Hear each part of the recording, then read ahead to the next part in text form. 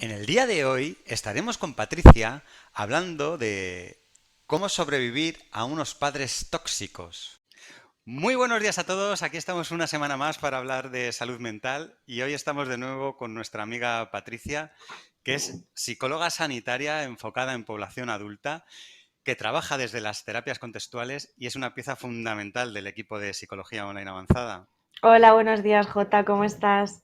Muy bien, ¿tú qué tal, Patricia? ¿Cómo estás? Muy bien, todo bien. Sí, genial. Me alegra un montón que hace mucho que no hablábamos Ujú, y estaba deseando que tuviéramos otro capítulo tratando estos temas. ujú, Y hoy un tema muy curioso que tenemos y ahora nos desvelarás un poquito a ver qué hacemos ujú, cuando tenemos unos padres tóxicos. ujú. Eso es, eso es. Bueno, hacía mucho tiempo que no nos veíamos, efectivamente, así que nada, me alegro de estar una vez más aquí con vosotros. Y sí, pues vamos a hablar de esto que se conoce como padres tóxicos, ¿no? Que es un tema, bueno, del que se habla mucho, una etiqueta que se utiliza a veces con más sentido que otras, así que bueno, vamos un poco a definir qué es esto. Pues cuéntanos, sí, que cuando decimos esto de padres tóxicos, ¿a qué nos referimos? Pues mira, en primer lugar he de comentar que el concepto de tóxico, ¿no? De identificar a una persona como tóxica, bueno, la verdad es que personalmente me chirría un poco, porque jo, es un concepto un poco demasiado grande, por decirlo así, como para atribuirlo a una persona como tal, ¿no? Decir, oye, es que eres tóxico. Bueno, en realidad lo que es tóxico es la relación como tal, ¿no? No hay personas tóxicas, sino vínculos tóxicos. Hay veces que se establecen relaciones entre varias personas que se caracterizan por esta toxicidad, ¿no? Porque no se hacen bien el uno al otro, porque se genera algún tipo de daño, ¿no? O sea que lo tóxico es la manera de vincular como tal, ¿no? Esta relación que se establece y que viene dada por las experiencias de cada uno de apego. Es decir, el apego es la forma que yo he aprendido de vincularme al respecto de mis padres cuando era niña. Entonces, esta forma que yo tuve de vincularme con mis padres y de mis padres conmigo va a probabilizar en gran medida cómo yo me relacione con otras personas. Y claro, de aquí puede provenir esta parte de toxicidad, por decirlo así, o de crear relaciones que no son saludables, ni para mí ni para las otras personas. Si te parece, hablamos un poquito de lo que sería un vínculo sano para poder entender la parte opuesta. Claro, pues sí, sí, claro, cuéntanos. Pues mira, Jota, este vínculo sano que decimos que el primer vínculo que establecemos es con nuestros padres, ¿no? Un poco por sentido común. Hablamos de un vínculo sano, de un apego sano con nuestros padres cuando nuestros padres son sensibles ante nuestras necesidades, es decir, cuando son capaces de identificar qué es lo que su hijo necesita, qué necesidades tiene y cómo pueden cubrirlas. Pero no solo que sean capaces de identificarlas, sino también que estén disponibles para satisfacerlas, porque de poco serviría saber que mi hijo tiene una necesidad si tampoco estoy disponible para resolver esa necesidad. Y con disponibilidad hablamos no solo de disponibilidad física, de que la persona, el padre o la madre esté físicamente presente, sino también emocionalmente disponible. Claro, si yo sé que mi hijo tiene una determinada necesidad, pero yo estoy más centrada en mi propia necesidad que en la de mi hijo, pues de poco me va a servir, ¿no? Entonces tengo que ser sensible ante las necesidades de mis hijos, estar disponible para resolverlas y luego además una cosa que en psicología llamamos conducta de exploración. La conducta de exploración consiste en permitir que nuestros hijos exploren el mundo. Claro, con todas las consecuencias que eso puede traer, porque yo puedo dejar a mi hijo que juegue solo en el parque y eso implica que se puede caer del tobogán. Pero es que ese caerse forma parte de un aprendizaje, ¿no? De la vida. Entonces, con favorecer la conducta de exploración nos referimos a que los padres proporcionen un sistema de seguridad que permita que el niño genere su propia autonomía, es decir, que el niño aprenda a hacer las cosas por sí mismo y si se tiene que caer, oye, pues que se caiga, que todos aprendemos cuando nos damos un coscorrón, por decirlo así. La salud mental es un tema muy delicado. Muchas veces dejamos pasar cosas que nos complican poco a poco la vida y acudiendo al psicólogo damos un paso en cuidarnos y mejorar nuestro día a día. Psicologiaavanzada.es. Terapia online desde el salón de tu casa. Entra en nuestra web psicologiaavanzada.es y pide tu primera sesión gratuita.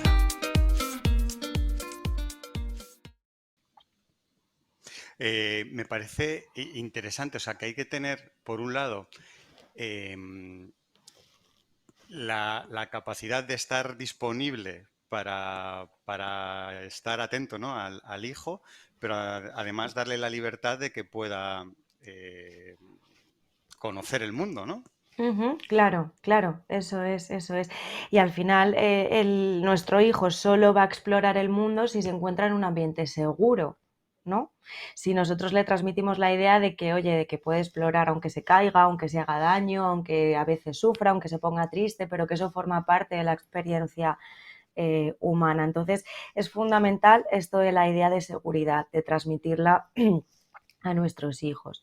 Claro, te irás imaginando entonces un poco la parte contraria, ¿no? ¿A qué nos referimos con esto de padres tóxicos?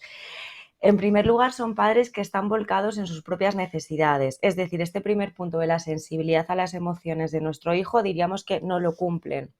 No son capaces de detectar que sus hijos tienen alguna necesidad, no la identifican.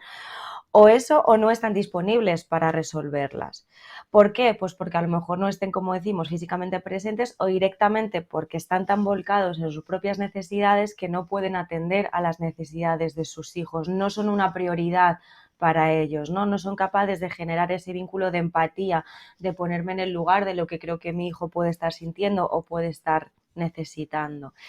Y esto al final es fundamental porque, como niños necesitamos de nuestros padres, ¿no? Necesitamos que nos cuiden, que nos enseñen a investigar, a explorar el mundo y sobre todo a satisfacer nuestras necesidades.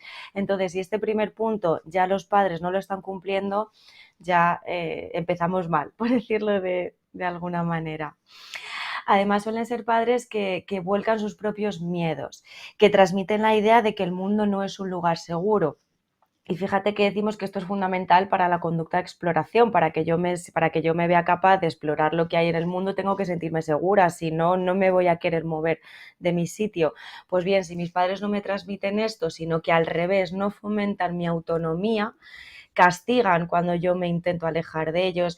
Esta típica escena de madre o padre sobreprotector que no le deja salir del arenero, ¿no? De no vaya a ser que te vas a caer o a ver si te va a pasar esto otro, ten mucho cuidado, no te apunto a natación porque me da mi miedo y entonces no dejo que tú pruebes eso. Pues estos típicos padres al final lo que hacen es esto, que lo que están fomentando es la dependencia, el que el niño no sea capaz de explorar por sí mismo. También son padres y madres que utilizan muchísimo la crítica como estilo comunicativo. Están constantemente criticando todo lo que hacen sus hijos, ¿no? Fíjate, por una parte no fomentan su autonomía, pero es que por la otra están criticando esos intentos de autonomía, ¿no? Por ejemplo, cuando el niño está aprendiendo a atarse los zapatos, los cordones, ¿no?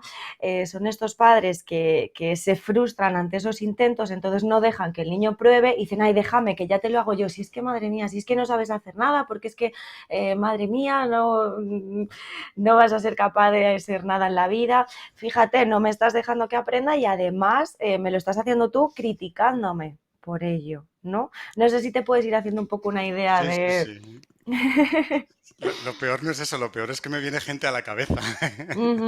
Ya, Que te ya. iba a comentar, me imagino que bueno, que se pueden dar algunas partes, por lo menos no a lo mejor todas estas circunstancias que nos comentan, pero ¿qué secuelas puede tener esto? Porque estamos hablando de cuando somos, que esto sucede cuando son niños, pero ¿qué pasa cuando esta gente ya es adulta? Ujú. Claro, pues fíjate que decíamos que este tema del cómo yo aprendo a vincularme en base a la relación que he tenido con mis padres va a probabilizar en gran medida las relaciones que yo tenga en la edad adulta, ¿no? Relaciones de pareja, relaciones de amistad, relaciones en el trabajo. Entonces, claro, lo que puede ocurrir es que yo voy a repetir estos patrones a la hora de relacionarme con otras personas. Las herramientas que yo he aprendido, porque son las que me han enseñado mis padres, puede ser muy probable que yo las acabe repitiendo, ¿no? Entonces, ¿qué pasa? Que yo voy a empezar a vincularme siendo adulta con los demás a través de ese miedo, de esa inseguridad, de esa idea del mundo no es un lugar seguro, entonces me voy a vincular desde ese miedo, desde esa sensación de dependencia. Si no se ha fomentado mi autonomía cuando yo era una niña, pues cuando sea adulta voy a tener ese estilo más dependiente hacia los demás, ¿no? Además de muchísima inseguridad. Hablábamos de que suelen ser padres y madres que no fomentan mi autonomía. Entonces, claro, yo quizás haya desarrollado tardíamente determinadas habilidades, ¿no? Oye, quizás no haya aprendido a resolver por mí misma conflictos en las relaciones. Entonces, eso va a hacer que sea una persona muy insegura en mis relaciones interpersonales. También, claro, el hecho de haber crecido desde la idea de que el mundo no es un lugar seguro va a hacer que tenga mucho más probabilidad el experimentar ansiedad, ¿no? El observar el mundo desde una percepción de amenaza continua. Todo me va a dar miedo, todo me va a abrumar. Voy a preferir realizar actividades pues, que me aporten muchísima más seguridad. Y además todas las decisiones o gran parte de las decisiones que tome en mi vida van a estar guiadas desde este miedo y no desde esto es valioso para mí, me voy a acercar a ello, ¿no? Yo he aprendido a relacionarme con mi entorno desde el miedo y eso se va a trasladar en las decisiones que tome en mi vida y en las relaciones que vaya forjando. Además dejó algunos problemas de identidad, ¿no? Este estilo dependiente del que hablábamos puede hacer que yo no sepa lo que quiero, yo no sepa lo que me gusta y entonces no voy a saber quién soy. Si desde pequeña decidían todo por mí, me decían cómo tenía que comportarme, cómo tenía que ser, qué es lo que tenía que comer cuando iba a un restaurante, qué es lo que tenía que beber, no me están enseñando a que pruebe por mí misma, a que descarte y a que elija qué es lo que me gusta. Por lo tanto, muy difícilmente voy a saber quién soy. Entonces esto puede ir de la mano de muchísimos problemas de identidad, porque al final yo no he aprendido a escucharme, sino simplemente a atender las necesidades de los demás y a protegerme de ese mundo que yo percibo como hostil. También la parte de la autocrítica. Oye, si desde niña yo he estado en un contexto en el que he sido muy criticada, en el que constantemente se criticaba ya no lo que hacía, sino a mi propia persona, pues al final voy a interiorizar esa voz crítica, ¿no? Es lo que yo llamo como ecos del pasado, esas voces que resuenan, ¿no? Que en su momento me criticaban y que ahora he hecho mías. Entonces estas personas que han sufrido este tipo de vínculos más tóxicos desde la infancia muy probablemente sean personas con muchísima crítica hacia sí mismos. Y en último lugar, bueno, por dar algunas pinceladas, porque podríamos hablar muchísimo más profundamente, pero por dar las últimas pinceladas, también es muy probable que estas personas desarrollen cierto patrón de carácter obsesivo, de carácter controlador, ¿no? ¿Por qué? Porque al final lo que yo no controlo es incertidumbre y si el mundo es un lugar peligroso, pues cuando hay incertidumbre aún más. Entonces por eso son personas que muy probablemente traten de controlarlo todo y de tener un estilo bastante perfeccionista. Fíjate que solo he nombrado unas poquitas, pero en realidad las secuelas que puede tener un vínculo tan lesivo en la infancia, pues las secuelas pueden ser muchísimas y de carácter pues muy variable, ¿no? En función de la persona. Vaya. ¿Y cómo acaba siendo cuando esos niños son adultos y están en esta situación que nos estabas contando? ¿Cómo es la relación que se genera con los padres? Porque entiendo que llega un momento en la vida en la que empiezas a ser consciente de algunas cosas, no sé si de todas. ¿Cómo es esa relación entre hijos y padres en la edad adulta? Bueno, pues es que depende, ¿no? Porque depende de en qué punto estés. Quiero decir, hay personas que pueden llegar a asumir, bueno, esta es la relación que tengo con mis padres, soy capaz de ver que es diferente a la de las otras personas, ¿no? En función de la gente de la que yo me rodee, pero soy capaz de detectar que la relación con mis padres es diferente al resto de personas y puede que lo asuma como algo que no puede cambiar y entonces eso me genere una sensación de indefensión, de esto es lo que hay y no hago nada para cambiarlo, ¿no? Y por lo tanto continúe en ese bucle de dejarme llevar por lo que mis padres me dictaminan, por decirlo así. Puede ocurrir eso, puede ocurrir que la persona ya entre como en una especie de estado de irritabilidad, ¿no? Hacia los gestos de sus padres. Oye, como yo veo que esto no es lo habitual en las relaciones entre padres e hijos, ¿por qué tengo yo que soportar esto, no?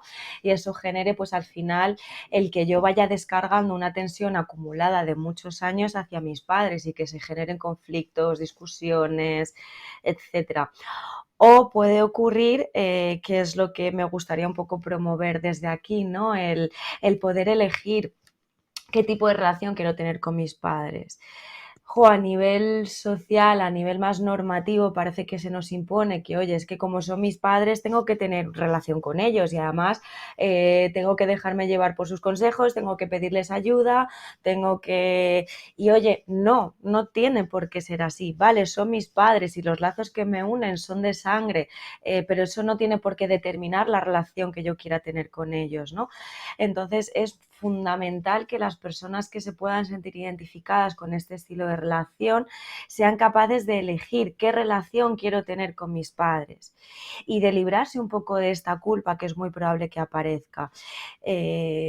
Tengo que poder elegir y decidir, ¿quiero mantener relación con mis padres? Vale, sí, pero ¿de qué forma lo quiero hacer? Que sea una decisión consciente y guiada por lo que yo necesito a cada momento, ¿no?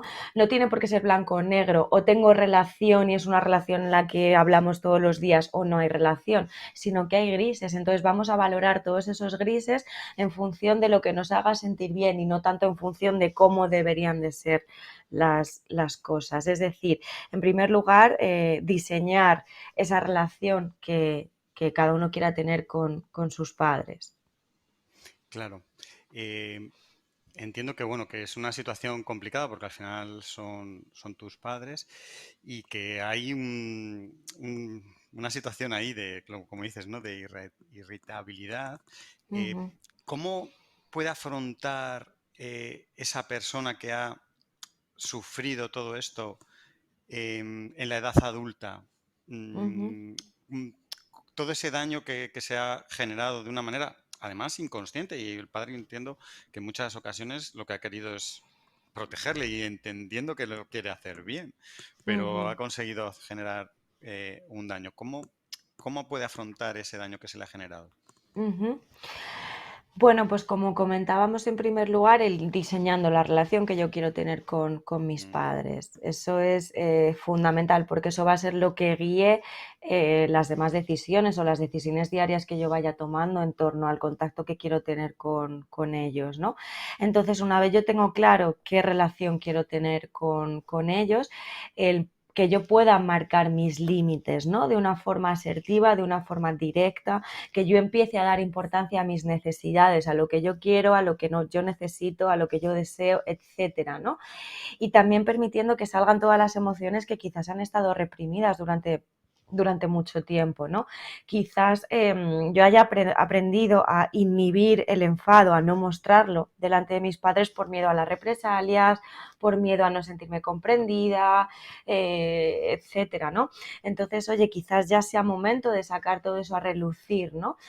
En algún podcast hemos hablado justamente de la utilidad del enfado, ¿no? De que nos ayuda a marcar límites y a definir la relación con las otras personas. Pues oye, quizás sea el momento de empezar a sacar este enfado, esta rabia acumulada y a que ello nos permita marcar límites que sean conscientes, que nosotros decidamos pues ese estilo de relación y hasta qué punto vamos a tolerar ciertas conductas.